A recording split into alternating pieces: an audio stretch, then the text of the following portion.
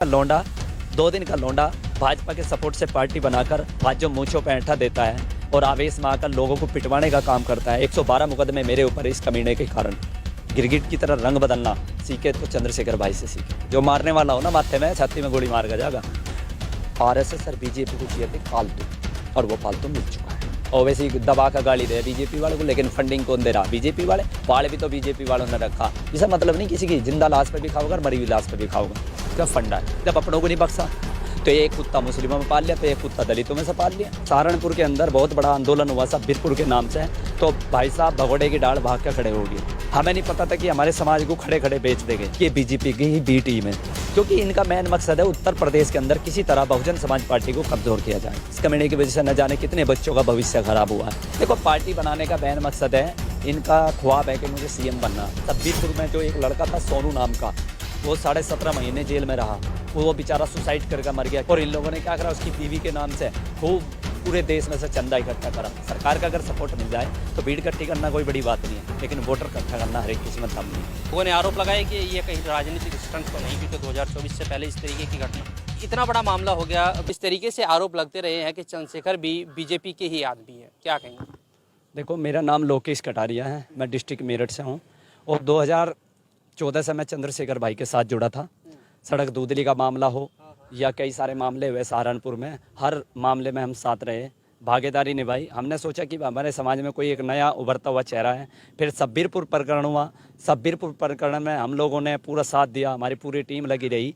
और उसके बावजूद जब मेरठ यहाँ सहारनपुर के अंदर बहुत बड़ा आंदोलन हुआ सब्बीरपुर के नाम से, तो भाई साहब भगोड़े की डाल भाग कर खड़े हो गए।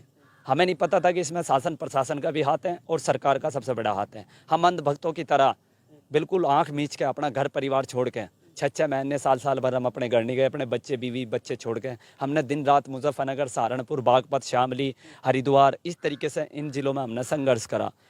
भूखे प्यासे रह के हमारी टीम के लोगों ने मेहनत करी, लेकिन इन लोगों ने, हमें नहीं पता था कि हमारे समाज को खड़े खड़े बेच देंगे। मैं एक सवाल करना चाहता हूं कि चंद्रशेखर भाई को कहते हैं लोग कि जहां कोई नहीं आवाज़ उठाता वहां चंद्रशेखर भाई पहुंच जाते हैं। मैं पूछना चाहता हूं कि पूरे देश के अंदर जितनी एट्रोसिटी हुई है, आज तक चंद्रशेखर भाई ने किसी को इंसाफ दिलाया है?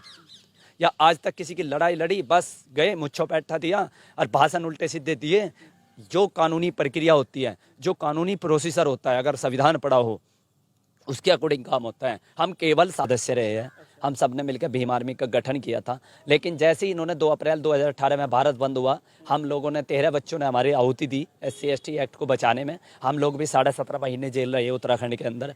जब हम बाहर निकले हैं तो कुछ लड़के फंसे हुए थे। हमने चंद्रशेखर भाई, विनय रतन भाई से कहा कि भैया, आप लोगों के लिए 8 बार प्रोटेस्ट हुआ दिल्ली में आपकी रिहाई के लिए। अब आपकी जिम्मेदारी बनती है कि उन बच्चों को रिहा कराने के लिए आप लोग साथ दें। लेकिन चंद्रशेखर भाई ने कह दिया ये भीम आर्मी के लोग नहीं है। तो हमारे दिल पर बड़ा जोर पड़ा। और इसी के साथ सब्बीरपुर में जो एक लड़का था सोनू नाम का, वो 17.5 महीने जेल में रहा। वो बेचारा सुसाइड करके मर गया, क्योंकि वो मदद के लिए चंद्रशेखर भाई के घर पर गया तो चंद्रशेखर भाई ने भगा दिया वो। अब आदमी डिप्रेशन में रह गया, 17.5 महीने जेल में रह गया, वो आदमी तो टूट जाता है अर्थव्यवस्था वैसे भी। और इन लोगों ने क्या करा, उसकी बीवी के नाम से खूब पूरे देश में से चंदा इकट्ठा करा। जो समाज का पैसा इकट्ठा हुआ था सब्बीरपुर के नाम से, उस पैसे का आज तक इन लोगों ने हिसाब नहीं दिया। सारा पैसा हड़प कर गए। इसी के साथ साथ बता दूं, चंद्रशेखर का चचेरा भाई जो आज़ाद समाज पार्टी का जिला अध्यक्ष रहा है, अनिल ओजस्वी, सहारनपुर से, उसने 14 से बच्चों के SC बच्चों की 14 से बच्चों की छात्रवृत्ति हड़प कर गया। 3 करोड़ 45 लाख रुपए खा के बैठ चुका है, जो आज भी जेल में पड़ा है। अच्छा, बात करें बीजेपी का एक पहलू भीम आर्मी को बताया जाता है, चंद्रशेखर को बताया जाता है, तो कहीं ना कहीं कहाँ तक ये सच साबित है? देखो, आप समझदार हो, हर कोई खाना खाता है। आज हमारा समाज बहुत समझदार हो चुका है। ये सबको स्पष्ट दिख रहा है कि बीजेपी की ही बी टीम है, क्योंकि इनका मेन मकसद है उत्तर प्रदेश के अंदर किसी तरह बहुजन समाज पार्टी को कमजोर किया जाए। क्योंकि सबको बहन जी कड़कती है, आंखों में चकरकती है, उसका संघर्ष नहीं कर जाना। ये 2 दिन का लौंडा भाजपा के सपोर्ट से पार्टी बनाकर आज जो मूंछों पे ऐंठा देता है और आवेश में आकर लोगों को पिटवाने का काम करता है। 112 मुकदमे मेरे ऊपर इस कमीने के कारण। खुला बोलूंगा, सॉरी मैं शब्द थोड़ा सा वह बोल गया, गुस्सा है, मेरा आवेश है, लेकिन इस कम्युनिटी की वजह से न जाने कितने बच्चों का भविष्य खराब हुआ है।